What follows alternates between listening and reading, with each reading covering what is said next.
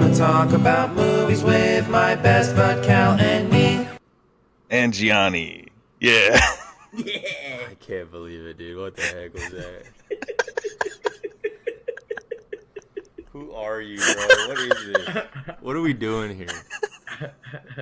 What do you mean? You don't like it? What are we doing here? You don't- It's all right. I thought it was good. It's beautiful. It's wonderful. Wait, listen to it again. Come and talk about movies with my best bud Cal and me. I like that you did both of the parts of the harmony. Yeah. It's really great. It's really great. I think it's awesome. It's also in the episode that it's out, the second one. But The one that you just posted. yeah, I put it in there. That's just so cool, dude. Yeah. All right. Well, yeah, Cal hadn't heard that before. I was playing with him for it right now. Good morning, everyone, and welcome to the Real Talk Podcast. I am one of your hosts, Tommy. Here we got What's up? I'm Cal. Cal. Yeah. All right, and with us today is our first ever guest on the pod, my good friend Gianni Colantonio. Oh yeah! Wait, the first ever, dude. You can First sell this ever. one day. You're gonna be able to sell this one day, dude. We're gonna make some money off of this one. Dude, I'm gonna clip this. I'm gonna be like, first time Gianni Colantonio appeared on a pod, he said the N-word a total of Oh. 25 times. Famous director Gianni Colantonio. Oh. It's Just all right, dude. cancel me. You're gonna be like Tarantino, bro. It doesn't matter. You're gonna be canceled. Canceled Doesn't before I matter. even get a shot, dude. It's all right, man. It's all right. It's tragic. All right. Well, welcome, Gianni. The Thanks. reason we got Gianni on the podcast is because he I begged. begged on his hands and knees. But we were happy to have him on. It was I envisioned having him on already sometime in the future. I didn't think it would happen so soon. He was really excited to come on, and I was really Yeah. flattered by it. So we're really happy to have him. Gianni, tell us a bit about yourself and your background with movies. Yeah, that's in depth. How long do we have? 3 hours? I can feel that. Okay, so, no, my whole deal is movies have been pretty much my life. Other than my religious background and my family like movies is pretty much up there, competing usually with those things sometimes. But when I was a kid, my parents were obsessed. Or well, I wouldn't even say obsessed. But they did like going, I think, more than the average parents with their kids to the movies. So they, as soon as they could, they took me to the movies, which I don't remember, but the story is I went to a re-release of Beauty and the Beast in IMAX. That was my first movie ever. So IMAX is in like my whole thing, my whole origin story with movies. So it needs to happen one day, but whatever. So yeah, that's kind of how it started, and then they exposed me to Lord of the Rings really quickly too as a kid, and like a lot of things that I think normal kids my age hadn't really seen yet. So by the time I was 4, I had seen stuff like Braveheart, and I had seen some Lord of the Rings stuff, and I had seen things like that. So, and I just took to it really quickly and just held on to that, and then just wouldn't let go. And then movies became like my 100% obsession, my identity at school. Everybody knew me as the movie kid. That's just what happened. That's how it was. And then all of the things I wanted to do growing up, all my like, oh yeah, what do you want to be when you grow up? I'm like, oh, I saw Jurassic Park. I wanted to be a paleontologist. I watched all the Indiana Jones movies in a day when I was like 7, and I'm like, I want to be an archaeologist now. And it would just like influence everything I wanted to do until Avatar. And when my dad took me to see Avatar and I was 9, and we left the theater, and I was like, I know what I want to do. I want to be big, tall, and blue. Blue, yeah. And dude. then I wanna my dad's bang like, an alien. What? Yeah, yes. I want my hair to touch other people's hair. Oh yeah, our hair's just intertwining hairs. And my dad's like, "What?" I'm like, "No." I'm like, and I told him, I said, I want to produce movies because I thought that was the same thing as a producer just made everything. Mm-hmm. So that's what I told him. I said, I want to be I want to produce movies, and it just kind of stayed that way. That was it. And then I found out more about what directing was. Then when I was 12, I remember seeing a scene from The Godfather when Michael tells Fredo that he's like, don't ever go against the family. And I watched Al Pacino just deliver that line in that scene, and I was like, whoa. I'm like, how do you write that? I'm like, who wrote that? That's what I thought. Like I knew Al Pacino was a good actor, but I'm like, who wrote Mhm. that? How did that work? And then screenwriting was like became a thing for me after that. And I started messing around with that, and I started reading scripts. And I think I was like 13 or 14 when I read the script for Pulp Fiction. And I was like, what? I'm like, what is this? And it was so cool, man. And then I started like writing my own stuff and little things and here and there, and obviously mimicking whatever I could. And like everything I tried writing was 100% like Goodfellas or Pulp Fiction for a long time. And until I think I was about, and I had shot like my own little things by myself. And then when I was 17, we had like this, I don't know if you remember, Tomas, we did like this film festival kind of thing at church. And we all had to bring in like movies or like, you guys, I think, did Yes. a music video or something. I don't remember what we did, but I totally remember what you did with Yeah. Kingsley and your freaking cousin. Yeah, That yeah, was yeah. that was pretty So good. I was hot off of La La Land, and I'm like, oh my gosh, like I was 17, right? But it was still, I'm like, oh my gosh, like I'm gonna write something, this romance, and I wrote a 30-page script that I didn't get to shoot, and I had to like just make it up, take pieces of it, and we just made it up for I think it was like 4 Wednesdays. For 2 hours a Wednesday, I got all of the youth at church, and we're like just trying to shoot this crap and making up lines and like doing all this stuff. And I've seen it since a lot, and I'm like, this sucks. But when we showed it at that festival or at that little group gathering, there was like what, Mhm. 100 people there, dude. When everybody freaked out at the end and cheered and clapped, I was like, what the heck? I'm like, whoa, I like this feeling. I'm like, I'm gonna need to like do this, like actually pursue this.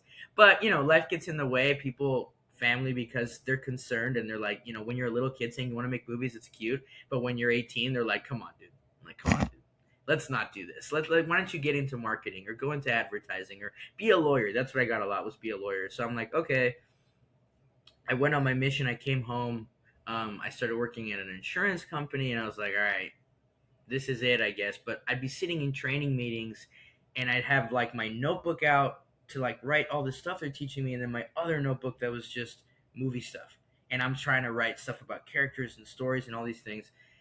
And at one point I realized one's gonna kill the other, and I can't do both. Mm. And my parents were like, "Yeah, dude, you got to stop this other crap and just hit this movie thing and just do it." And I was like, "Okay." So I went to York University for Because you had about, a fork. yeah, because I had a fork, and everybody who has a fork can go to York. So I was like, okay, cool. And my dad worked there, so I got him for free. Oh, And I got what? in. Yeah, I got in, and my now wife at the time, my girlfriend, she got into. We had we had a class together, which was cool. And it was like a media class, and I shot a documentary for that class, which wasn't the assignment. We were supposed to make some stupid little thing, and I told the teacher, I'm like, I'm making a documentary. She goes, no, that's not the assignment. You're gonna fail it. I'm like, I don't care. So I made the documentary anyways, and I gave it to her, and I got like a 90 something, and she was like, yeah, okay, this was cool. I'm like, yeah, see. So then I'm like, all right, whatever. But then I couldn't get into film production. I was in cinema studies. And there's nothing wrong with that. Like, if you want to study cinema studies, that's cool. But I'm sitting in class, and we're talking about why the Tin Man is like the steel industry in like the United States, and it's a metaphor for all this crap. And I'm like, I hated it. I'm like, everybody's trying to outsmart each other, and everyone's talking over each other. I'm like, man, This this is sucks. why the lion is an allegory for homophobia. Yeah, Yeah. like all this kind of junk that I'm like, no, man, what the heck, bro? So I'm like, Bro you know has not what? listened to the pod. This is what we do on this thing.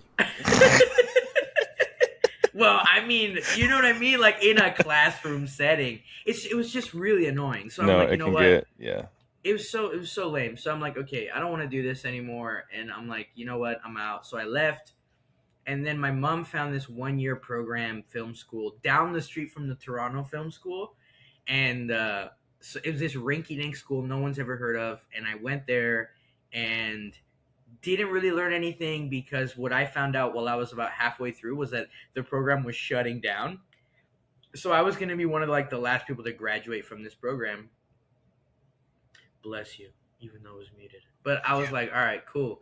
So we finished that, and before the end of the school year, I had this idea. The Brutalist was coming out, and all the scripts I had written up until that point were all like big kind of, I would need $100 million or 150 million or even more to shoot something like that. And I hadn't really written anything that was more small and personal, I guess, or about people really.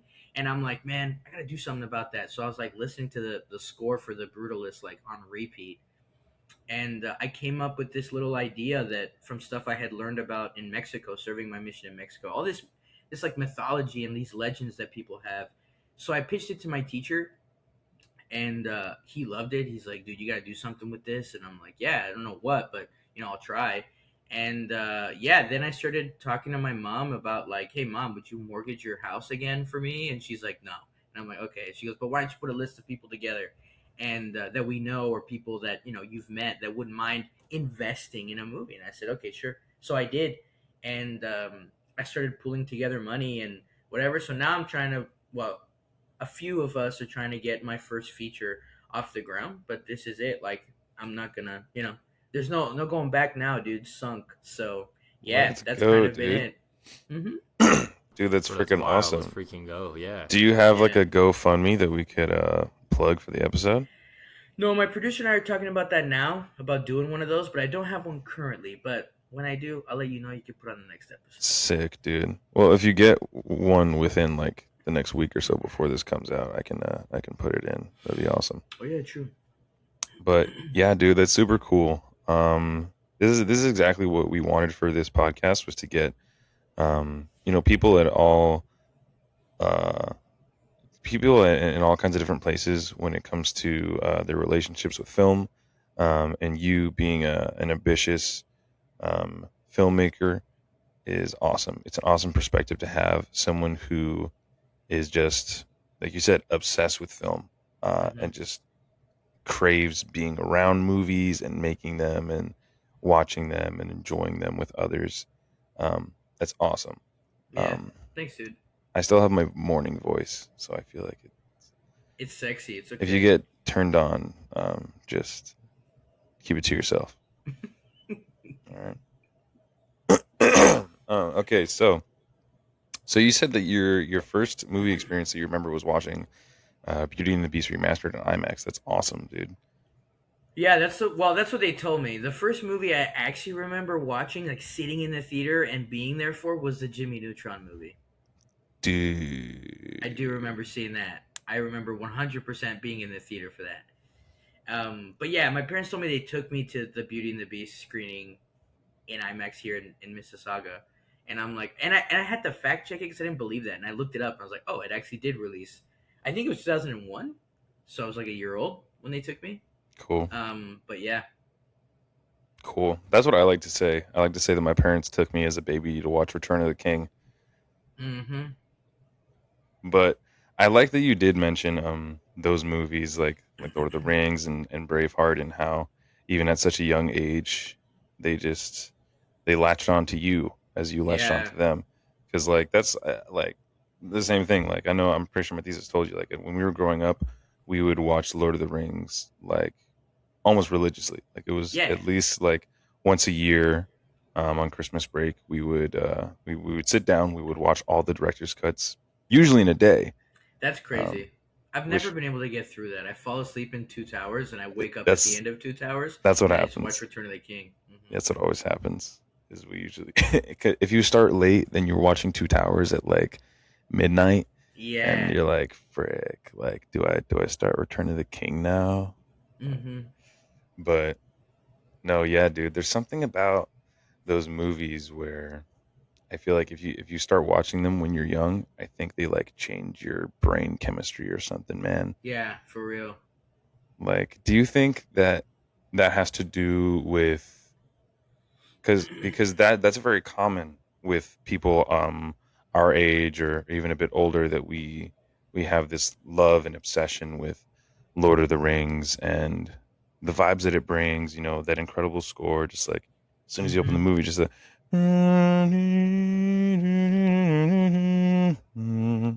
beautiful score. Um, just the connection that we have with that film. Do you think that that more so has to do with how great the film is on its own, or the the particular audience and how they connect to it? That's a dope question. I've always thought like movies in general make life magic, right? Like It's 100% a thing. I've been listening to film scores since before I listen. I think just regular music I didn't really like, and I would only listen to film scores. I would get my dad to download stuff and like put in to my freaking MP3 player like all this film music and all these kinds of things. John Williams and whatever was in there. And I don't know, man. I think it's just there's movies give us this weird sort of look. It's like windows into other people's lives, other people's emotions, and things like that. And I was actually it's really interesting. I was listening to this I think it was a TED talk a few weeks ago, and this dude talked about how like social media can be detrimental to a kid's like progression and like how they grow up and all these kinds of things, but TV and movies is different because it's stories.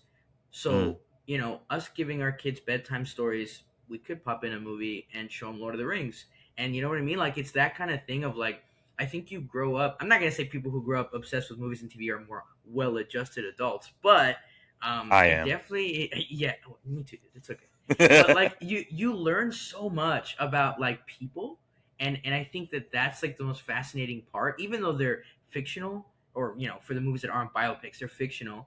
And uh, I remember being like 12. No, I think I was in my first year of high school. My buddy came to me with this problem, this very adult problem that Mm. he like didn't know what to do with. And I'm like, why don't we try this? And why don't you talk about this? And he asked me, he was like, where do you get all these ideas? I'm like, dude, I'm gonna be honest with you. It's all the movies I've watched. Like, there's nothing, like, it's 100%. Every advice I just gave, I'm like, it's from TV and films that I've seen. And I'm like, that's what it is. So I think that that's a big part of it. I think that's why early on you latch onto stuff like that, because you're like, oh, I'm learning. Because it is learning. I feel like it's learning. I'm always learning about people and being touched by movies and like people's actions. So I think that that's a big part of it. That's awesome, man. That's an interesting take because I feel like some parents would be like, they don't want their children to watch movies for that same reason. They're like, Yeah. well, how old were you when you watched Goodfellas? Third 12 or 13. I think it was 13. Oh, okay. So that's not like crazy young, No, I was but 12 it's when I like, saw The Godfather, and and that kind of set me on. I think yeah, I was at 13 for me was like the year. Like that was the year where I saw like all the stuff. I had seen Alien, Reservoir Dogs. I had seen Pulp Fiction. Like I went through all that stuff. dude, the 13th But yeah, year? yeah, the 13th year, dude. Shout out the best Disney movie ever, dog. Whoa, that's crazy. Watch Deep Goodfellas and then he cut turned into a friggin' mermaid. into a mermaid. Wow, it all Use the happened force, at the same Cody. time. I swam so good. Yeah, dude, it's crazy. That's awesome. But yeah, it's like you're at school and your friend's like, man, this guy's really bothering me. He's just getting in my business. Why don't we just freaking kill him and put him in the Yeah, back of the car? yeah, And you're like, what? yeah, exactly. I learned my interpersonal problem solving skills from the movies. That was me in high school for real. That's awesome. So, of all the films that you've seen, in the cinema specifically, what would you say is your favorite cinematic experience? Oh crap! What I just saw for the third time, which is the Odyssey. Like for real. Like I think I have seen it now. This 3 times. I've only got an IMAX in the 70. I've only seen it that way, and there's something almost spiritual about seeing a 60-foot Matt Damon head like in the theater, dude. For real. No, but honestly, like I could say, like, I think everything. It was. I would have said it would have been Project Hail Mary from this year too, because I saw it like that as well. That's what I Because said.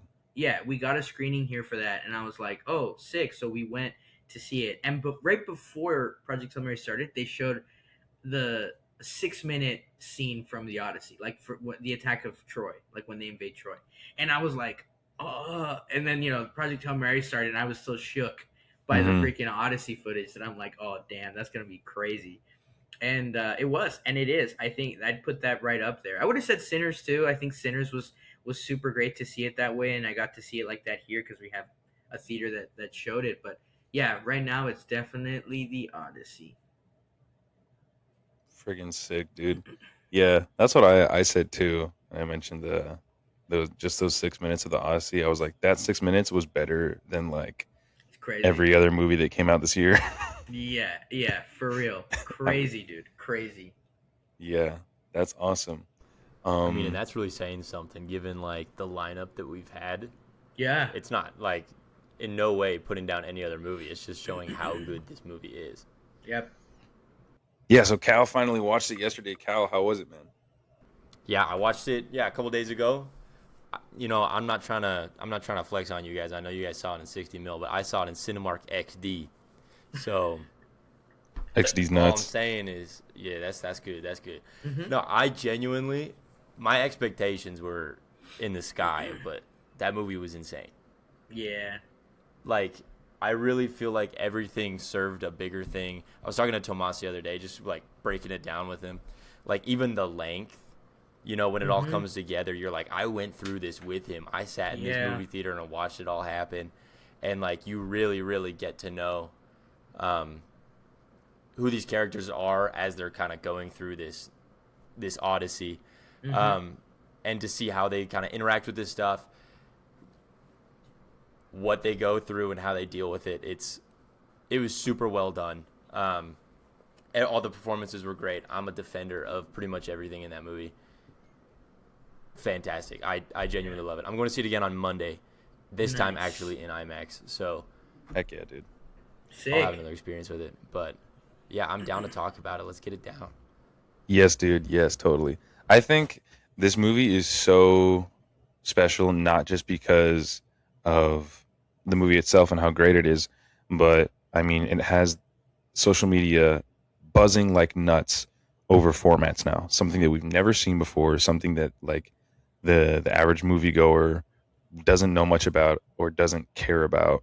And Mm-hmm. all of a sudden this movie is like it's what's cool about it is because it's shot for one specific format, Mm-hmm. it is now like instilling in people this desire. And now people, I think it's very poetic and very interesting to see people are doing their own, odysseys. They're doing their own journeys and stuff to try and strive to watch this movie the way that the director intended it to be seen, which is Yeah. such a cool thing. Yeah, dude. I think it was.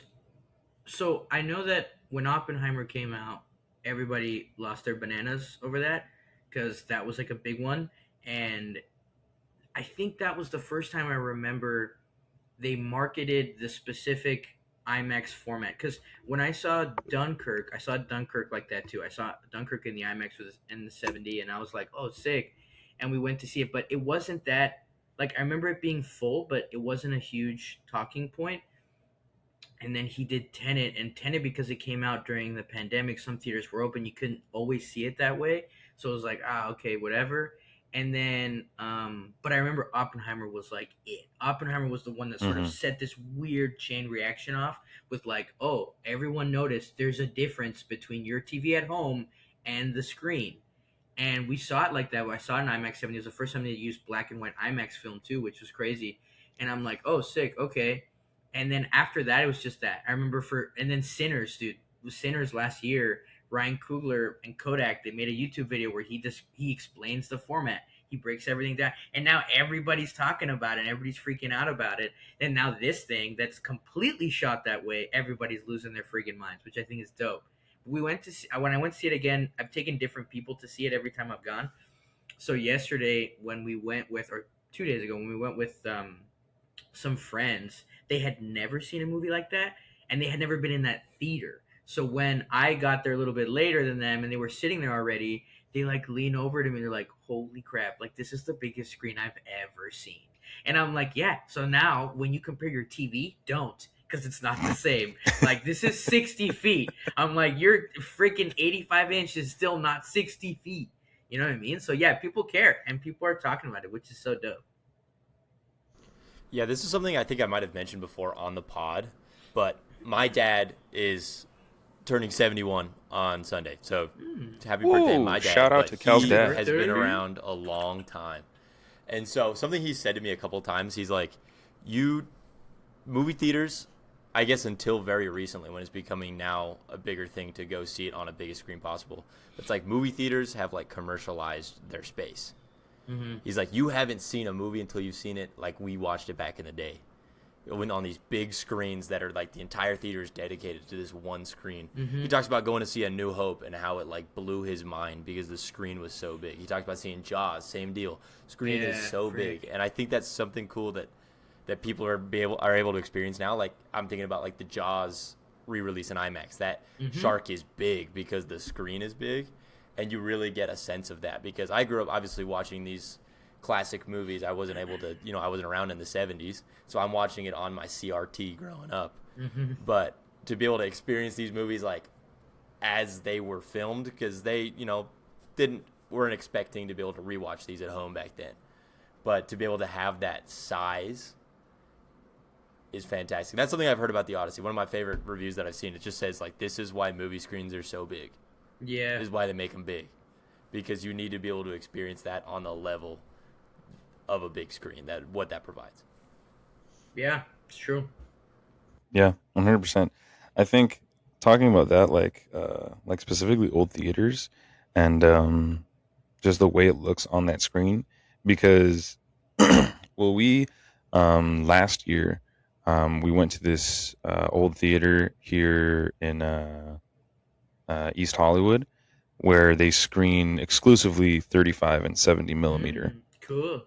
Very, very cool. And so we got the chance to watch Reservoir Dogs and Pulp Fiction in the original 35 millimeter that they used at Cannes. What the heck? That's sick. Like, oh yeah, I heard that they did that. You were there? Yeah, dog. I went to watch it. It was Bro was so... there. He was there, dude. It's on the ground, dude.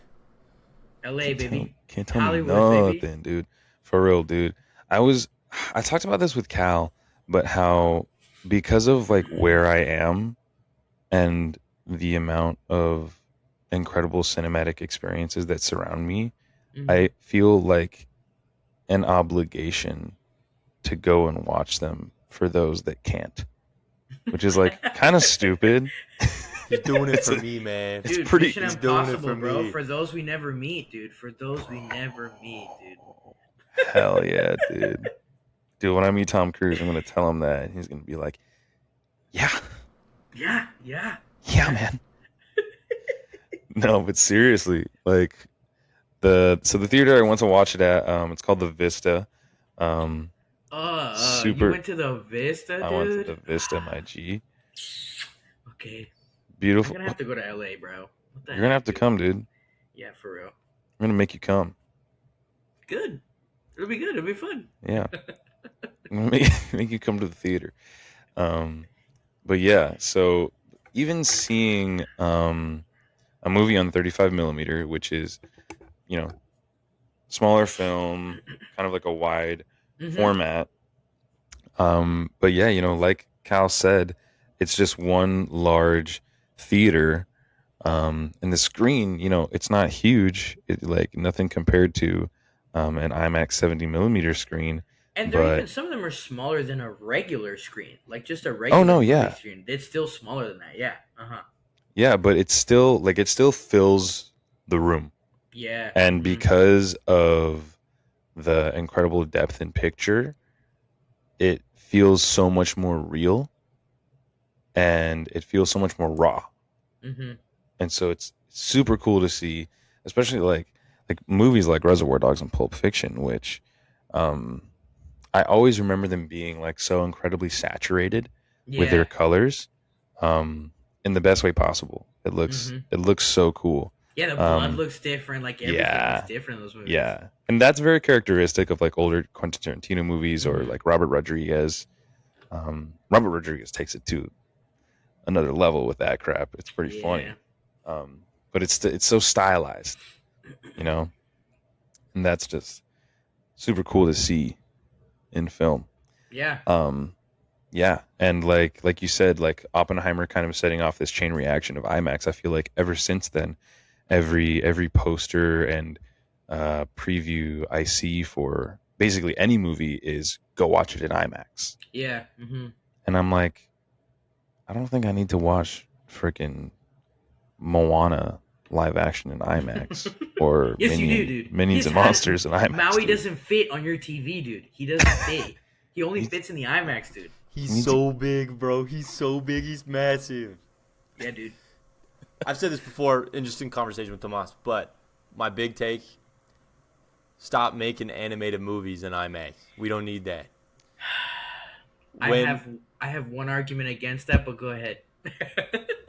When Project Hail Mary slot is getting taken by the Super Mario Galaxy movie. No, that's whack. That's wild. Yeah, no, Dude. that's wild. That's wrong. Oh I my think that's gosh, wrong. dude. I did see You that in can't IMAX. shoot. There's no difference, bro. You saw, all right, yeah. So I did.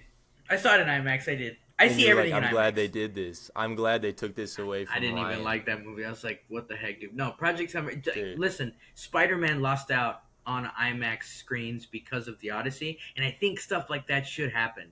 Marvel movies, as dope as they are, as great as they are, would I like to play with them? Sure, because I don't want Marvel to hear this one day and then go, he doesn't even want to work with us. No, I would. They took Ghost Rider from me, but that's fine. Whatever, I'll get over it. But what I'm saying is, they shoot those movies with IMAX certified cameras. Because real IMAX is film. Like, there's no IMAX digital. It's other cameras that they use that IMAX is like, yeah, you can use that. And we'll get a little bit more of a screen, but it's not Project Hail Mary. It's not the Odyssey. So it's true. I agree with you, Cal, in that sense. They shouldn't be. Yeah, yoinked Project Hail Mary for the Super Mario movie is like not. That's not even. What the heck, dude? Yeah, that's not. I was so mad because I didn't get to see. I was stupid, and I was like, I'm gonna read the book first, and No. I just started it kind of late, and I lost the slot. So I saw it in regular format a couple times. It's a fantastic movie, but I just still didn't get dope. to see it in IMAX. Still dope, but I'm not trying to see the Super Mario Galaxy movie in IMAX. I don't need that. Yeah. I don't need Really, that. no, not necessary. Yeah, that's what's cool though about Project Hail Mary and the Odyssey. Because when I first watched the Odyssey, so it was opening weekend, and I was chilling at home, and I saw in my family chat my older brother Matthias, Gianni's best friend, sent a picture of him holding 2 of the Trojan horse Oh, the popcorn horses, buckets, yeah. which vexed me very much. And then I saw on social if he media, listens to this, he can eat it. dude, Matthias, if you're listening to this, take those horses and put them where they belong. And I think you know where that is. Yeah. On the shelf to commemorate a good moment that he had. Yeah. Yeah. No, I was gonna say upset. Hey, I think you cut out there. And I'm sorry, I cut out for a second. But no, yeah. So I saw that and I was pissed off. And then I saw on social media that the actual Trojan horse that they use in the movie was at the Universal City Walk, which I live 10 minutes from. Oh my god. And so I was like, I'm going to go there. And then while I was there, I was like, may as well watch the Odyssey. So I got it. So I got a ticket. I got a ticket Johnny, to just. I want you to know that he did this because we couldn't. He did it for us. He didn't really want to beat that Correct. Big, but he took Correct. one to the chin because we were unable to. He's I took one for really the a great team, guy. dude. I took one for the those team. we never meet, dude. Frick.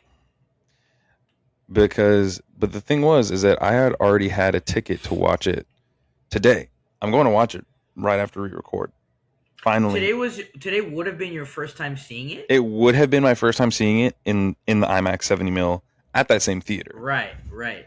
But I was like, shoot, that's in like a few weeks. I don't know if they're still going to have this whole display up when I come. So I got to go and watch it to see the horse. Mm-hmm. But obviously that was freaking Friday opening weekend. So there's no way I was going to get a ticket to watch it. There's no way I was going to get a ticket to watch it in the IMAX 70 mil, or even like IMAX or like other formats. Even the regular theater, there was no really like good seats. So I got like B7, which is like second row. Yeah. In the middle. But because it was like a regular size screen and I wasn't right in front, and like those recliners recline really far back, like it wasn't bad at all. Yeah. Because like they say your eyes don't do that same distortion of your field of view that a camera does, in like all the funny photos of like IMAX front row. Your eyes don't do that. No, people are taking those pictures in .5. Like that's Yeah, what they're doing on their phones. yeah, and it's hilarious. Don't get me wrong; Yeah, nah. they're freaking Oppenheimer awesome. Giga Chad, like, come on, dude. That's a classic, bro. That's crazy, They're dude. freaking Yeah, yeah, for freaking real. yeah, dude. But no, it was good. Like the screen filled in my peripheral, and like I felt really seated into the movie. And I'm kind of glad that I went to watch it by myself for the first time because it really allowed me to like emotionally connect with the film. Like the whole like final monologue of Odysseus talking with Yeah. Penelope, I Hmm. was like, dude, as soon as they started like showing the siege of Troy, I was like crying. Like from like that whole time. Dude. Like It's been bro. 3 times I've seen it now. The moment, and if we're talking, we can talk spoilers. But the Yeah. moment he leaves, or the moment Calypso, so Charlize Theron gives him back the pendant, the Athena pendant, and that score hits right there. You know that like little that Hmm. lady, that angelic voice that just starts. That's it. For the rest of the movie, I'm just like everything is just killing me, dude. I'm just tears. It's just a constant flow, and I'm just sitting there, and I'm like, oh crap! It's been 3 times that that's happened, and I'm like, damn, bro, freak. Freaking John Leguizamo burning his dogs, bro. Yeah, you're like, oh freak the dogs, dude. Sid the Sloth got me, bro. He did. Couldn't do Sid, it. Sid Couldn't the do it. Sloth, I think, is gonna get nominated for an Oscar. He Getting freaking Best He better, Director. genuinely yeah. was one of the best parts of this film. I was Hmm. not ready for how good he was gonna be in this He was movie. so much fun, and he's so cool, and yeah, he's so good. Yeah. He's a dog. But yeah, I've like gradually been uh upgrading my cinematic experience because last Saturday I went to watch it in regular IMAX. But Nice. this was at a theater in Utah called the Megaplex. Megaplex Hmm. theaters are some of the best theaters in the world. That's what I've Frick, been told. Frick Regal, frickin' This place I, nicer than my apartment. for real. I don't want to say Frick AMC because I'm a very loyal AMC A list member. Love AMC, but AMC's Nice. getting you that La La Land re-release, all right? they are. I already have my ticket. Gonna go watch it in Dolby. Very excited. um, but yeah, Megaplex theaters are something else. Like super luxurious, and the IMAX screen is just so freaking big. I remember walking in, and we came like late, so like the Trojans were already like getting the horse, and I just walked in and I see the Trojan warrior's head just like ginormous on the screen, Yeah. and I literally was like, Just wait till today, dude. Just dude, I'm wait till you so see it today, freaking dude. pumped. Dude, I'm so It's freaking gonna be Yeah, excited. huge. it It's really gonna be is. huge. I found dude. out that the biggest I'm gonna IMAX. bring an extra pair of pants. You should, for real. I told my friends that the other day. I was like, listen, it's okay and normal if you pee. The moment this starts, it's okay if you pee. That's part of it. It's all right. Have you guys gotten the Dune prologue before the movie? Before Odyssey. Yeah. Have Oh, you seen that the Dune prologue that or the might Dune? just be 70 mil, dude. Okay, so yeah, so we saw that started first, right? Hmm. So I told him like, dude, you're gonna pee. Like I told him, the moment this opening prologue, it's like a crazy Saving Private Ryan type of war sequence, and dude, it is insanity. So if they show it today, you'll see exactly what I mean. And if some pee comes out, Heck that's yeah. normal. I'm telling you. Hell yeah, dude. Sometimes the body just reacts the way it reacts. Mm-hmm. And that's And you okay. gotta let it happen. And I found out that the biggest 143 IMAX screen, so for IMAX 70, right, the actual film stuff, it's in Australia. It's in Melbourne, and it is 75 feet tall by 103 feet wide. And the one we have here is 59 feet tall. So I'm like, that's an extra like 16 feet of somebody's like just their massive head. Like, just, like I can only picture. I'm like, I gotta go to Australia now just to see that. I'm like, I don't care about Yeah, anything else. I dude. just want to go see that. That's so awesome, dude. That's so sick, dude. Just yeah. I mean, I was so incredibly like blown away by how many people were there for Project Hail Mary. Yeah. And I mean, like we said, I live in a place where I'm sure there are tons of people that are crazy about film. And in LA, Hmm. there's like you can throw a rock and hit 10 dudes who have written a script for Yeah. something. Yeah. You know, um, so it's not super surprising, but at the same time, like it's very impressive to see an IMAX 70 mil theater filled at all hours of the night. Yeah, Literally dude. at Yeah. the AMC City Walk, they had 1 a.m. and 3 a.m. Yeah, I screenings saw that. of That's the Odyssey, crazy. and they're full. They're Yeah. full, Yeah. like insane. And like the one in Utah, the IMAX, we were there at 7 a.m. No way. That's We were there at crazy. 7 a.m. and it was like basically full. There was I wish tons they of had people. screenings like that here. They don't. The theaters are open at about 10, so they can get ready for 11 a.m. That's the earliest that they had 11 a.m. showings, and the latest Dang, is 11 p.m. Yeah, they don't run them all night. They should though. I think they that'd be really cooler. should. Yeah, dude, they're gonna make more freaking money. Yeah, it's true. Genuinely. Yeah, You dude. kidding me, man? 3 times I've seen it like that in the span of like 2 weeks, and freaking, it's been full every time. And they extended here tickets till the end of August. I think it's August 20th so far that they have, Nice. and only the first 2 rows in that last week are available. But by the time you get there, they'll be full. Yeah. Like that's what happened. So I got my tickets for the first screening here for a 2 p.m. on Thursday, um, a year before. So when the tickets dropped a year before, I got them, dude. And I've never seen tickets disappear while I'm trying to buy them. Like they were like literally disappearing as I was trying to get them. And I'm like, oh crap, this is whack, dude. I don't know what I'm gonna do with this. But I got some that were in the front chunk, which I actually prefer when you see an IMAX movie like that. I've heard a lot of people now talking about the first row being actually the best place to see it. I don't know if That's that's a little because they got crazy. stuck there, but whatever. That's what everybody says. So I want to Hard go see it. coping. They're like, it's actually really good. It's the best. It's the best. It's actually the best place to be. in front, is kind of the sickest. When you sit by the emergency exit and the green light is in your eyes the whole time, it really adds to the experience. Yeah, dude. It's not IMAX if you don't have one of those weird lights in your face. So I'm like, all right. So before it's out of the theater, I will go see it in the first row because I've seen it already 3 times that I know. I'm like, I just want to experience that and see if it's as crazy as everybody says. Mhm. And if the Giga Chat thing actually happens to my eyes, I want to see that too. But yeah, like it's pretty wild, dude, that people are just showing up constantly. I think that does sometimes, there is a bit of an annoyance, at least for me, because it's as dope as it is that these formats are now becoming a big deal. And now at freaking Comic Con, they announced Brian Coogler's going to shoot part of Black Panther 3 with the IMAX film. So we're going to get that now because this is going to be the first Marvel movie to be shot with that format or on. Apparently, the whole movie shot on film. That's what he said. But big format for certain sequences. I'm like, all right, that's cool. We've never seen that with a Marvel movie before. So I'm like, that'll be dope. But yeah, I don't know, man. People are like, they show up because they hear about all this stuff. They don't really know what they're getting into. And then they're taking pictures of the screen and recording and taking selfies. And I'm like, dude, get out of here. Like, just leave, dude. Filthy casuals, dude. Yeah, that I think that's what it is. And as cool as it is that, your butts and seats is what, makes a movie Yeah. profitable. But I'm like, oh man, I'm sitting there and I can see everybody's phones lighting up at certain sequences because they're all taking pictures. And I'm like, It's Agamemnon. Get it.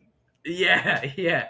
Look at Agamemnon. He's freaking huge. Look at him. Look He's at him. horrifying. He's Yeah, horrifying. dude, I've heard that like a billion times. But yeah, so that's what I'm That like. shot is so freaking cool, though. It is. On the It siege. really is. He's just standing there. Oh my gosh. Yeah, for real. I'm telling you, man. I know that Nolan didn't write the Odyssey from his brain, but I feel that honestly, like, and yeah, Inception's incredible, and there's like really good, Memento's so great. That script is great, but I Mhm. feel like the Odyssey might be my favorite of his scripts, maybe even his best script. It's just the way that, and it's funny that his two best scripts, which are I think Oppenheimer and this one, are adapted. So I'm like, all Mhm. right, when something's already been made, he can kind of, but like the way he rips out emotion from this poem, this ancient poem Yeah. that you've only read if you studied it, really. You've heard about it from what I've heard from friends. Percy Jackson has some stuff from I don't know, like it's all this stuff that's just whatever, right? So the Where Odyssey, all my in knowledge comes everything. from Yeah, in Greek mythology. the friends that we went with the other day, they gave me like a 3-hour explanation of the Percy Jackson lore when the movie was done, and I'm like, I don't care. But I'm like, that's fine that you like it, but I don't care. But whatever. So but I really do feel that this might be his most emotional script. And Interstellar has that whole monologue about love and that Anne Hathaway gives, which I'm not a fan of, but she gives this monologue very well. She does it very well, but just the monologue itself is like, I feel it's kind of like, okay, whatever. But this whole movie, like, it is emotional from the beginning. Like, all these relationships work for me.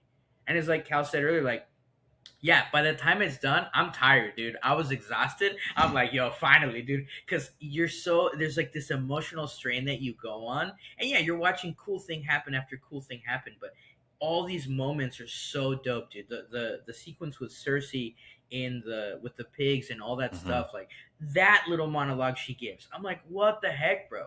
Like I've never read the poem. I have no idea. But as far as I know, it's not like that or she doesn't give a monologue like that, or maybe she does. I have no idea. But there's this whole thing, and it's like there's so much emotion that he strips out of a ancient text and makes it for this modern audience that I think works so well. It works so well. So when he finally goes, you know what, it's true. I don't want to go home, but I'm ready now. Dude, that's Mm-hmm. it. Tears, just freaking tears, dude. Because you're just in it. You're with it from the beginning. It's so dope, dude. It's gonna Yeah, win Best dude. Picture, dude. It's gonna win Best Picture. It should. It should. I don't think there's anything else coming out this year that's going to top it. I mean, Doom Part 3 is the only other real Dune is the contender, only, yeah. but it's just it's the bookend to a trilogy. So Yeah. Well, that's what I was talking to. I was talking to your brother, but I'm like the only thing I can think of is that no one has done Best Director and Best Picture two movies in a row. Alejandro Inarritu did it for Birdman and The Revenant, but it was just Best Director. He won mm, Best Picture for Birdman and Best Director, and then for Revenant it was just Best Director. That was dope. But no one's ever done both consecutively, and I think he really could, unless the Academy's like, listen, Denis done three movies now, just like Peter Jackson, three mm-hmm, movies. I was This gonna is the say, last yeah. one. Let's dump it all out, which I'd be okay with too. mm-hmm. I'm like, I'd be totally cool with that. That if Denis wins Best Director, because he should have won already for a couple movies, so whatever. But I think that's the only upset, quote unquote, that could happen for the Oscars next year is that. But and the score, maybe I think Dune maybe could take a score. I loved Gorenson's score for this was Mm-hmm. insanity, but I don't know. Unless they disqualify Hans Zimmer again because he's used themes already that were nominated for the first movie, I have no idea, but we'll see. Yeah, I was talking with Cal about this yesterday. When it comes to a film that is an adapted screenplay, um, how much does the accuracy to the original source material factor into our opinion of the film? How much should it factor in, really? Because we're getting all of these people who um, decided to be historians all of a sudden, Yeah, talking dude. about things that didn't happen uh, Yeah. in the original poem or things that did happen and should have. Um, I'll be honest. I was one. I wasn't like upset about it, but I remember watching the movie, specifically the part with the Cyclops in the cave, and thinking, "Oh, he didn't do the nobody thing with the Yeah. Cyclops."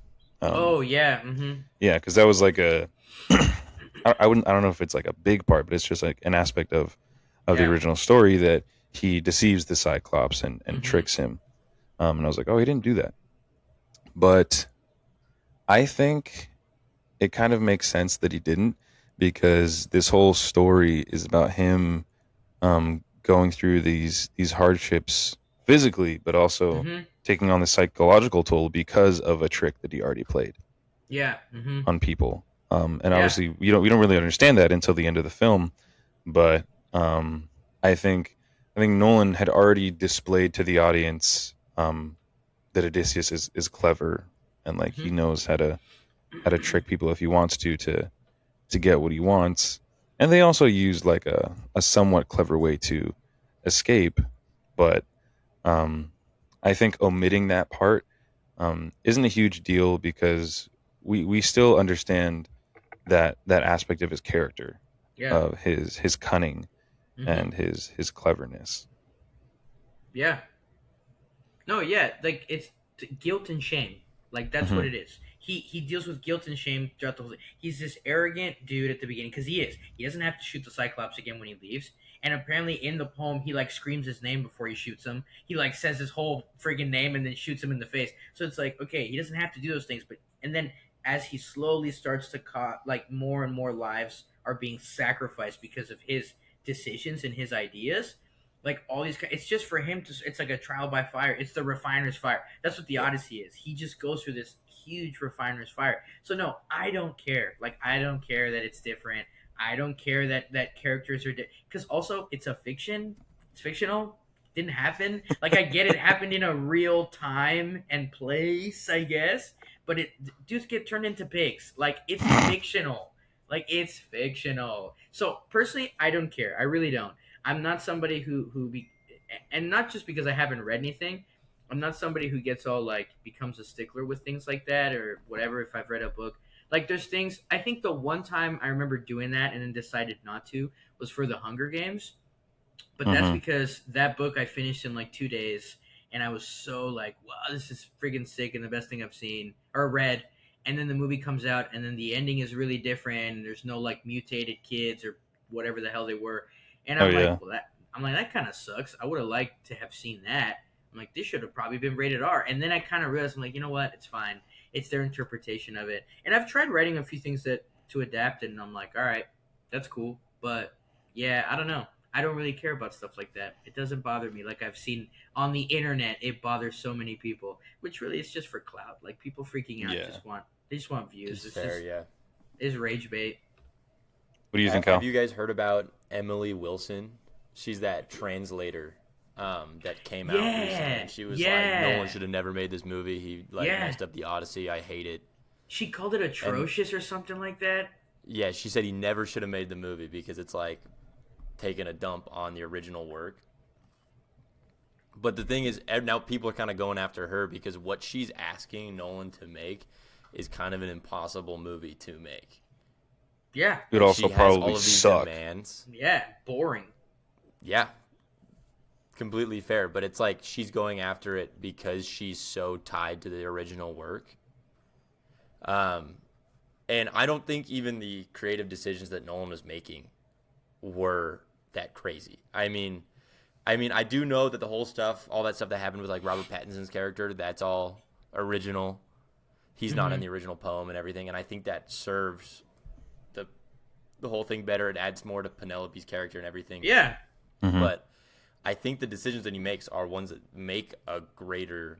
I'm not going to say it's better than the original Odyssey, but it makes it a better adaptation that it could have been as a film. But she's like, this woman is going. She's very, very intense about her criticisms of the film. I think she called it emotionally inept. I remember reading that, and I was like, what are you talking about? I'm like, are you wild? You're What the emotionally heck? inept, dude. What Yeah, the for real. frick? And I'm pretty sure she was one of she's translated it. That's why she's all And I'm pretty sure she was one of the people. Yeah, and I think Nolan cited her. Like he was like, oh yeah, I read her book and I've used part of her So for her to just completely dump on it, I think is kind of wild. That's stupid. Yeah, I do think that there are times when you gotta realize that this is a completely different medium. I've said this a couple times to Tomas, but and I mentioned earlier that I read the book for Project Hail Mary first. Mm-hmm. And I think that the fact that I had read the book first, it was a little distracting on the first time I watched it. Because there was things that they left out, there were aspects of it, maybe things that I would have done differently in the film. But then when I took a step back and kind of thought about it, and I was like, this is an interpretation of it, and I need to look at this more like objective without getting caught up. Like one of my buddies is really his favorite part of the book, because he thought it was super interesting, was when they nuke Antarctica to release all that methane gas. Yeah. And so it strengthens the atmosphere and buys them a couple more years. That's really interesting. That's really a cool dope. concept. I didn't even know that was Doesn't in have there. to be in the What? movie. Yeah. Doesn't have to be in the movie. It's not like what it really does. It's not gonna really add to that what they're going for in the movie. But cool concept. But when you get so caught up I remember. on these small things, Sorry, I cut you Okay. off. No, I was I was saying just I gonna say, when you remember get caught the up on these small things, it takes away. I think we're delayed. we're talking over each other. It's fine. Okay.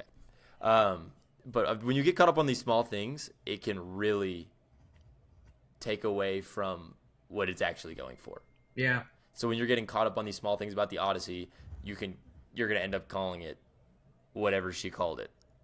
When they don't nuke Antarctica, you're gonna get caught up on that. And so the second time I watched it, I went into it with a completely, because first of all, I knew how it went, I knew how the film went, but I went into it with a completely different like headspace and like expectation, and I enjoyed it a million times more. I didn't hate it the first time. I was like, this is objectively a very good movie, but I enjoyed it. My enjoyment of it was tenfold. Just way better. Yeah, dude, Yeah. they should have nuked Antarctica in the Odyssey. Dude, could you imagine? That'd be pretty dope, dude. I could see Cut Agamemnon to- wanting to nuke Antarctica. Yeah, bro. He's like, we're gonna sacrifice Antarctica for our win in Troy. Yeah. But June. But It's yeah, okay. That's what Tom Cruise's new movie's about, so it's all right. oh yeah, Yeah, that movie looks awesome, dude. They're like fighting Antarctica, so I was like, Yeah, oh, bro. cool. Yeah, that looks so good. No, I remember Bro made all seeing. the Mission Impossible movies and just went off the rails. He's like, Yeah. I'm not tied to anything anymore. I can do whatever freak I want. Yeah, finally, dude. He's a gangster, dude. He's a G. I don't care He's my dad, dude. how He's my crazy dad. he is, dude. Not me neither.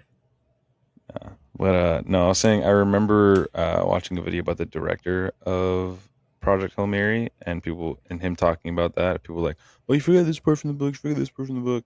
And he's like, "Listen, we were gonna have the nuke scene in it, but the movie's already 2 hours and like 45 minutes long, and like it's so long. It's like it's not necessary. So like you got to cut some things, you know." And then also like remembering that IMAX projectors, they can only screen for like 3 hours or something. Like that's the max. Yeah, so that's how much they can fit on like the film or the reel or whatever the hell it On is the when they reel. put it through the actual thing. Yeah, it's 3 hours. Yeah, they're like there's physical limitations to these things. Yeah. But I remember one thought I had was like, okay, is it possible to have like, well, because this is how they used to do it in like old theaters, you know, old projectionists. All right, our first reel is running out, so I have to set up the second projector with the second reel lined up with like a bit of overlap in the film, so that the second reel is going now.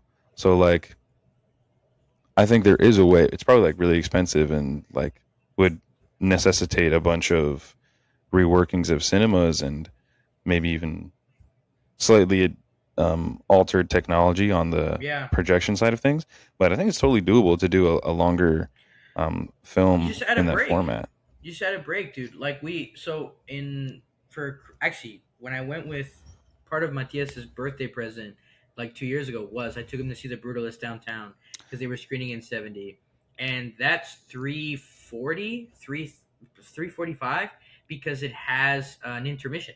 Yeah, this is an intermission, right? So it's baked into the movie, but it's on film because so you can just run that. We went to see Kill Bill because they released the whole bloody affair, so the whole 4.5 hours, whatever the frig it was, 4 hours. Yeah, dude. So we went to see it downtown at a Cineplex that actually screened 70. We saw Marty Supreme there too in 70, which was sick. So they're screening it, and Kill Bill has a break. Like there is an intermission. Yeah, I don't think there's anything wrong with that. Honestly, it was full. I actually want that. Like for freaking the Odyssey, like bro. an intermission again. I'm like, dude, I gotta go take a pee. Like, let's have a 10-minute break. Like, I'm totally chill with that. Because you know what's funny, dude? I was locked in at the end of the movie. I was like, I gotta pee, but I can't. Yeah, bro. Those last 20 minutes, 30 minutes, whatever it is, you're like, I'm holding it in. I don't care if my bladder explodes. Yeah, no, I had to go in my first watch.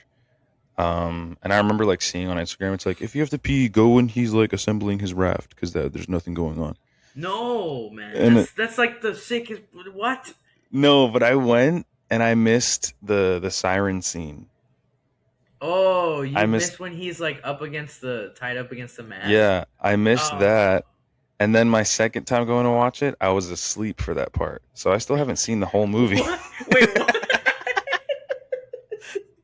what? What the heck? Because, dude, my second time watching it, me and my friends were driving all night from LA to Utah. And so Right. I was like, hey guys, I've already seen it, so I'll drive most of the way because I want you guys to be awake to watch the movie. Right. Right. And then I totally sloughed it in theater because like those reclining seats were so comfortable. Mm-hmm. Mm-hmm. But dude, the freaking Cyclops woke me the frick up. Oh I was like, yeah. Yeah, that'll do it, dude. Him losing his mind, screaming and stuff. Yeah, that's yeah, really loud. that It's woke loud me in the up. IMAX, dude. Like when you see it today, you'll see how loud it is because it is really Well, it was freaking loud loud. as frick in that IMAX theater, dude. Yeah. My seat was rumbling. Yeah, dude, it's crazy. You can feel it in your chest. I remember, so I woke up to the Cyclops, and then I remember waking up hearing the doom doom doom boom like that. So you slept all the way to the end? No, I was like waking up here and Oh there, yeah, in between. but I'd already seen it, Yeah, that's true. so I was like kind of chill, Hmm. falling asleep, and then I knew I was gonna watch it again anyway, so I was chill falling asleep. But what did you guys think about that of Odysseus constantly dry firing his bow, which is like a My big no no. scout camp training was going freaking crazy, dude. I was like, you can't do that, man. But you know what? Epic, If he's dude. doing it to serve to just make him look cooler, Yeah. dude, go for it. For the aura Who points, dude. cares? Go for I it, think dude. people Yeah. forget that some things in movies can just be because it's cool. I think Yeah. a lot. I've heard that a lot in the last couple years. People are like, "Oh, why would you just?" Because it's cool, man. It's cool. Like my favorite freaking interview with Tarantino was for Kill Bill, and he's like talking to some lady. Can't remember. He goes, "Why is so much violence?" Why so much violence? Why so much blood? Because it's so much fun, Jan. That's what. And I'm like, Yeah. yeah, hell yeah, Get dude. it. Like it's true. Like some things can just be cool. So the fact that I mean, the bow plays a big part in the poem, anyways. Mhm. Like, because that's the trial he has to do. But for Nolan to use it throughout, like this thing that he does, and then also the whole thing is he plucks it because it's like, all right, guys, like I'm warning my prey, like fair fight. So when Mhm. he I'ma does kill it, you. right at the end, it's like, all right, guys, thong, time to run because everybody's gonna die. And you're like, what the heck, dude? So it's so Yeah. dope. It's so cool. Another part of that I actually noticed this the second time watching it, um, about him, plucking his bow, warning his Mm-hmm. the people that he's about to fight. Um, is what he says during his monologue about Troy. So he has the line, "To burn the walls of Troy was to burn the Mm-hmm. world entire," which Yeah. is beautiful. But right before that, Oppenheimer. right, oh yeah, Mm-hmm. yeah, right before that, as they're beheading Zendaya's character, Yeah. he says that they hunted them without honor, Mm-hmm. because his whole thing was, even when he's hunting, Yeah. he sees it as an honorable battle Yeah. between him and the thing he's Fighting hunting. with stealth. Fighting with Yeah, stealth, he he calls it. doesn't. Yeah. Yeah, he Uh-huh. doesn't see it as predator and prey. Yeah. He just sees it as, yeah, fighting with stuff. I snuck up on this guy, but still gonna give him a fair fight. But that is the opposite of what they did with the Trojans. Yeah. When it should have been a fair fight, Mm-hmm. it was without warning, and they were just hunted down and slaughtered like animals. And he doesn't fight that much in that sequence either. No, he just doesn't, defends and himself. he almost gets wrecked. Like he does. I think he kills one dude because he's on top of one of his boys, and then another guy gets him, and then his oh my gosh, Yamicules or whatever the hell his name is, his second hand. In Dionysus. Yeah, his second hand, he kills that dude. So he doesn't actually fight that much during the siege. Like when he gets out of the horse, I think he kills a dude. But and then he's shooting arrows. So he does shoot arrows at some people. Yeah, But that's yeah. like, again, it's in defense mode, so he can't think. It's like me or them. But yeah, that guilt, that's crazy, dude. So at the end, he has to pluck the bow. Yeah, I think that's what I was saying to Cal yesterday as well. Talking a bit about Travis Scott being in the movie. You know, which is it's funny to us, but it's also I do like Christopher Nolan's reasoning. A modern day poet in this depiction of a poem, and I think poetry and poeticness is evident throughout the film. Yeah. That whole aspect of, I don't want to be a hunter. I don't want to kill somebody unawares. I want to give him a chance. Mm-hmm. And what's funny is that aspect of them, the Trojan horse, and then also them desecrating Zeus's law. It's them doing it almost unknowingly. They don't realize Mm-hmm. what they're doing. And I think the same thing with Odysseus. I don't think he realized just how far he was betraying his own morals Yeah. when he had the idea of giving this gift to the Trojans, Yeah. just to kill them.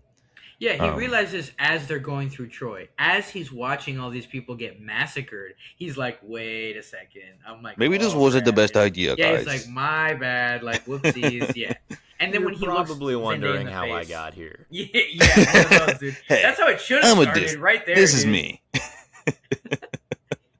But I think that's also a big thing for Nolan, man.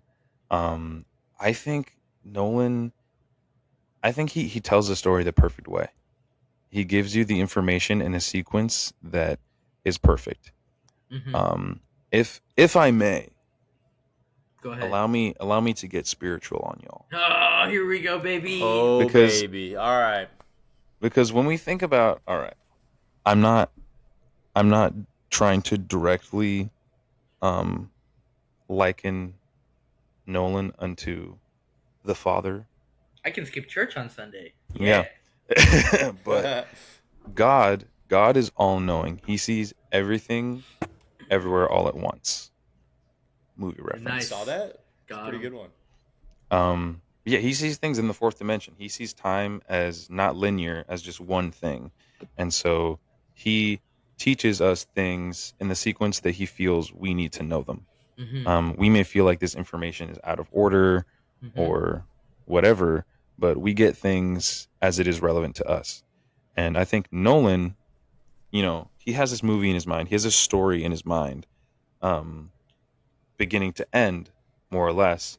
But he's like, what does the audience really need to know at this particular time so that they can understand this aspect or they can feel this way? What do they need to know? And I think a lot about Batman Begins, which is super awesome, but Mm-hmm. it's a story that he knows his audience has heard before. Everyone knows Batman, Bruce Wayne, his parents die, he's an orphan, he becomes Batman. And so the first act of the film, like the first 20, 30 minutes, is him kind of becoming Batman. It's him. They give you the backstory up to where we are now with him training with the League of Assassins. Yeah. And so we frequently, and because now you have these two parts, you have him as a boy and then him as this man now. And so technically, you could take apart all those scenes and shots that Nolan has in the movie and put them in chronological order, and you can watch them that way. Mm-hmm. You can watch all these scenes of him as a boy and then him with the League of Shadows. But Nolan cuts back and forth frequently because he's showing you that what's happening right now, present day, is relevant to what happened before, or what happened before is relevant to now. And he shows it to you in a way that's so cohesive that like right now, like when you imagine Batman Begins, you don't, it's not confusing. You don't think of it as like, oh, he went back and forth. No, you remember all the parts of him as a boy and how they relate to him as a man. Because he's, as a man, he's showing you his arc with Ra's al Ghul and how Ra's al Ghul is telling him about his fear and how he should channel it and what is it he really fears. And then it cuts back and shows you his trauma as a boy and how that is affecting the man that you're seeing on screen now. And so Nolan already has this, in my opinion, a perfect method of storytelling, which in and of itself is incredibly poetic. Oppenheimer is the same way. Yeah. I love the cutting, like back and forth from this final scene, this final shot. Yeah. And it's the same in the Odyssey too. How many times do we watch that one clip of Odysseus sitting on the steps and like just like watching, that, what the heck, what all the fire and everything. Like he says, the Flash is like, I hear screaming men, I see fire on stone. and like just alluding to what's coming up. But it's an interesting concept because we know that what it's alluding to, where this is going, has already happened in our character's story. Yeah. This thing that we're building up to has already passed in our character's story, but it hasn't necessarily hit them yet, so it's not relevant for us to know yet. Yeah. Yeah, exactly. It's his editor, dude. Like he's been working with a different. I mean, I know that's kind of his thing. I always like when I watch this film, I'm like, dude, this guy's dyslexic because everything's all over the place. But no, that's like his way of doing it. Like Memento's told backwards. The Prestige has like that flashback thing intertwined. The Following, which is his first movie, it's also like weirdly like there's Back and forth pieces all the here, time. back and forth, right? So we get that throughout everything. His probably most straightforward movies are the Dark Knight trilogy, like in terms of just here and there's some flash in here. Like the Dark Knight, I think might be the most. I think Insomnia is It the just only goes film straight. that's Oh, just start to end. it's a remake, so it's not really his. It was Oh. like a Swedish movie before, so that maybe that's why. But there is a little bit of that. Like there is some of that like thing in there. He likes to add like these flashes inside of like other sequences that haven't happened yet. And usually for a lot of people that can be like disorienting. I've always loved that. I'm watching a scene, someone says something, and instead of somebody in the room going, "Oh yeah, that's that time that you did this and that," no, we just see this flash of like what that person's talking about, and I'm like sick. But this new editor that he has, I think her name is Jennifer Lane or Lame. Jennifer Lame, I think it is. She's not lame though. She's so super dope. She started with him on That was Tenet, good. That which thank you. Like, dude, Tenet is a just. I've seen Tenet 10 times, and it's still like I think I know what's happening, and then I just don't. No, you But don't.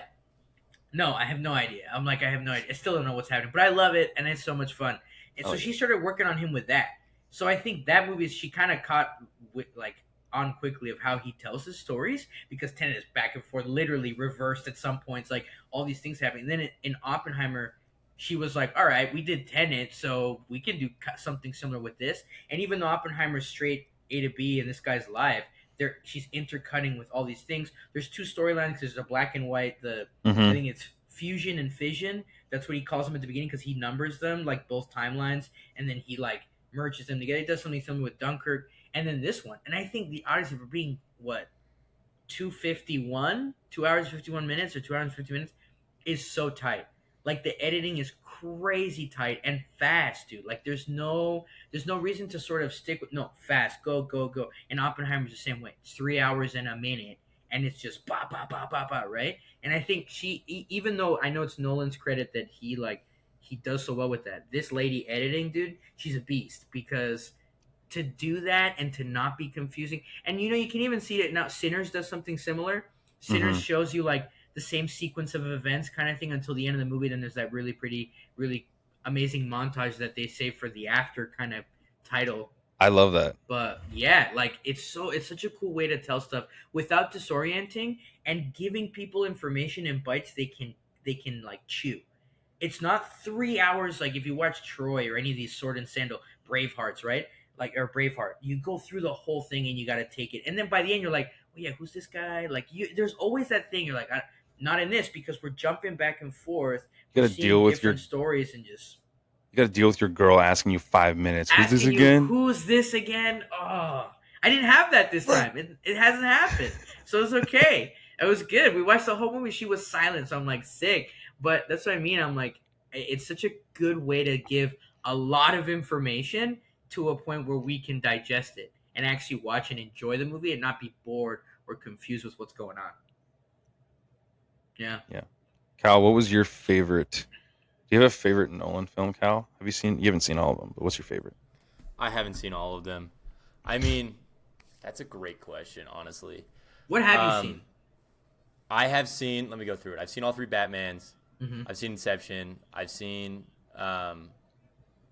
Now I'm trying to go through them in my brain. Obviously, I've seen the Odyssey. You've seen the Prestige.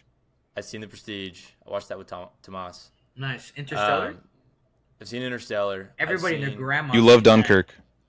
I love Dunkirk. All right, I'm a Dunkirk defender. too. People need Me to go watch too. that movie again. Yeah. Go for watch real. it again. So good. It deserves so much more praise than it actually gets. Dunkirk. Don't is so care. It's called Dunkirk because I don't care. That's good. That's good. I've seen Oppenheimer. I would like to watch that one again though, because I was like, where I watched it, it probably wasn't the best place to watch it. It was just. Was it with a bunch of friends? Yeah, it was with a bunch of people, distracting environment, super late at night. Just hang. Yeah. I need to watch it again. It's 3 hours. You're just not gonna. You don't got the legs for that. I haven't seen like Memento. Or So like I think, any of the yeah, most you've early seen stuff. I'd like to everything see after Insomnia. Batman. Yeah, pretty much. Everything after Batman So- Begins. You just haven't seen Insomnia. I Memento have not or seen like. Tenet though. Following. I was on my mission when that came out because there was that whole thing about it like getting delayed. I was excited for it, and then I just never went around and watched it because I came Yeah. home and everyone was like, "Tenet was mid as frick." And No, it's that's just not like, true, then it dude. Those are wasn't- stupid, dude. It's not They think true, that man. they think wasn't you have to up on my, understand a movie for it list. to be You good. have to feel Yeah, it. it turns out you have to be smart to get the Christopher Nolan movies. It's like the whole Rick and Morty crowd. You have to People feel that it, didn't dude. like it are stupid.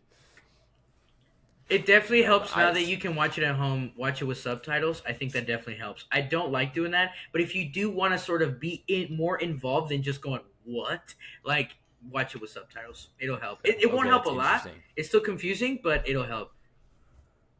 That's good to know. Yeah, so that one it is on the list. It is on the list, but I need to check it out. I don't know. I think it might be Interstellar or Dunkirk, just because for some reason Dunkirk just really really did it for me. Dunkirk's think so that- good, dude. It's so good, and even that it does the Christopher Nolan because first Mm-hmm. time I watched it, I was in high school, and we watched it in class. I actually remember specifically like we had a sub that day, and his like grandfather had been involved in the Dunkirk effort. Oh, damn. And he like told us this whole thing before, and he cried, and I immediately fell asleep. And I felt so bad because my desk was right next to his. I felt Talking bad. about this, sorry. I was passed not, out, but dude. watching it again as like an adult, like because I watched it maybe 2 months ago. For the And first to see time? him do the for the full first time, yeah. Oh, okay. To see him do the Christopher Nolan like jumping thing, because he's going back and forth. You're seeing characters Yeah. like that you're following as a main section, like earlier in the movie, like just be kind of a side character later in the movie, but like it's like earlier in time. So well done. You're never confused. Same deal. I think it's so well done, but I think it's probably for me it's Interstellar or Dunkirk. The Odyssey is up there. I need to watch it again. Like he's on Yeah. a roll. He's on a Yeah. roll. He doesn't have a bad movie. Like, he really doesn't. For me, his worst, quote unquote worst, or weakest is The Dark Knight Rises. But even The Dark Knight Rises is still better than most movies coming out. Like, it really Oh, is. yeah. The Dark Knight Rises is dope. Like, I don't have issues with it. But in terms of like, oh yeah, there's some storytelling issues I don't like. It's got probably one of the worst death scenes I've ever seen. I don't know what So happened freaking there. funny, dude. You can film it again. Yeah, just and she just kind of like it's like one of those. Like, you're like, all right, whatever. Award-winning actress, by the way. Yeah, I know. Yeah, but there's so much good stuff in it. There's so many good moments in it. The whole I'm in the pit, getting out of the pit, like that sequence is so cool. So like that's what I'm saying. Like even his weakest film, and some people I know a lot of people don't like Insomnia, and I don't know why. I think Insomnia is great. I think it's so cool. And even if it is a remake, it's not his originally, but it's dope. Like Al Pacino and Robert Williams together, freaking insane, dude. So that's what I mean. Like even at his weakest, it's still better than most, like 90% of the stuff we get today. Like The Dark Knight Rises, I'd say is better than a lot of the MCU, most of the MCU. Yeah. What the heck? Like, come on, dude. So You think the darkness is your ally? yeah, So iconic. I will dude. say though, talking about The Dark Knight Rises, it actually one of my criticisms of Christopher Nolan, he gives himself like one of these per movie, where you just get this like whack line of dialogue that is complete exposition for the audience that everybody in the scene already knows what it is. Like in Yeah. The Dark Knight Rises, you've got that guy, he's talking to Catwoman, he's like, the clean slate, you put in someone's name, age, date of birth or whatever, and they're completely gone from all records. And like everybody already knows this. You didn't have to explain that. And they do it in the Odyssey. They're like Zeus's law, where you invite everybody into your house and treat them well because they might be a con. And like you know that everybody knows what that is because it's such a main thing in the movie. And obviously the audience needs to know that. yeah. But because it's so important to them, I just think it could be conveyed better because he gives himself like one of those per movie where it's just like exposition thrown. Are you talking about the MacGuffin McPlock device? Yeah, and so it's that thing. Let But me dude, explain it to you really quick. Man, that's why I think I'm okay with exposition. Exposition is always needed. To a certain degree, it's always needed to explain something. But what I like in the different, and I agree with you, he does do that. There's always that thing of like, oh yeah, hey, this thing that you're looking for, like this and this, whatever. But when the Odyssey, the difference, I guess, is that we start with Tom Holland and we don't start with Odysseus right away. So we get thrown into this world where there's these rules and these laws and all this stuff. So when they're talking about it so much, it's kind of like, yeah, they probably would. Like, I feel like he would be reminding these idiots that are in his house, like, Zeus's law dummies. Like, these are the people we're supposed to, because Robert Pattinson's such a douche, right? Like, that's the whole thing. So that's why I can, for this one, I'm like, all right, I give it away. I'll give it a pass. But then another thing, like, dude, Inception is mostly exposition. Inception, Interstellar's like all exposition. Throughout all of Interstellar, it's like, well, this and this and this, and if we don't solve gravity, like they say, if we don't solve gravity like 80 times in that thing, and I'm like, I get it. I don't understand what you're talking about, but that's fine. Just lead me. And then Tenet, there's like weird moments of exposition, and then not enough. I was gonna say, like I still don't understand what's happening, and they just told me. I think. So, yeah, that's why I say watch that one with subtitles. But you're right. There's a lot of that. And, dude, I've been seeing this more with, like, streaming movies. Netflix movies specifically, I think, have not all of them, because there's obviously stuff like Frankenstein and things they give, like, certain filmmakers to do whatever they want. But, like, normal streamers, dude, if you're watching TV now, the TV and movies are made, streamer movies are made for people to have in the background. You're cooking, you're doing laundry. The amount of times that a plot is repeated, they're in the same room with people. And actually, Matt Damon talked about that with The Rip. He did that movie with Ben Affleck this year, which I think was fine. It was fun, whatever.